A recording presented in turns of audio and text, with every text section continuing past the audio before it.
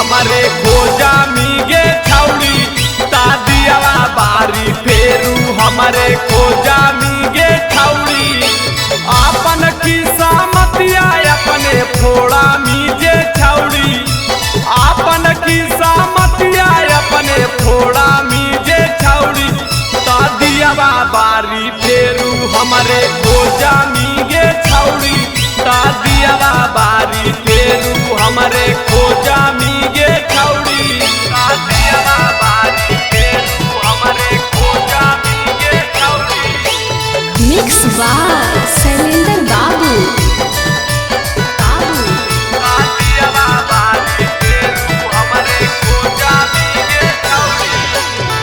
पहले से कारो हानि हमारे से प्यार आगे अब काहे कारो हाकी दोसर ले सिंगार आगे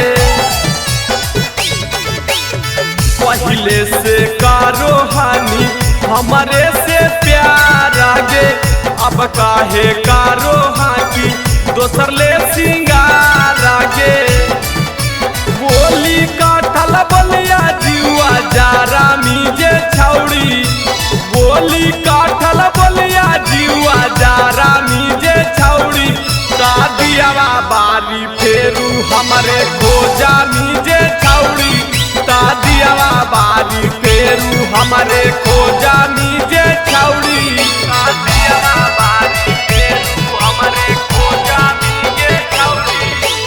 मिक्स बाय शैलेंद्र बाबू। तादियावा बारी फेरू हमारे खोजा मीगे छौड़ी। रणबीरा रीता के समझे ना भी लगे साधु घमंडी जी से जोड़ले ना दी लागे रणबीरा रीता के समझे ना भी लागे साधु घमंडी जी से जोड़ले ना दी लागे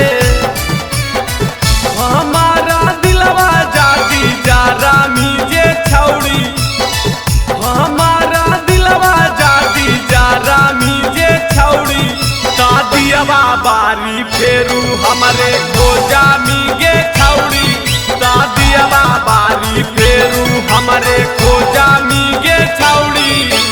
माँ प्रतिमा रिकॉर्डिंग स्टूडियो शेखपुरा।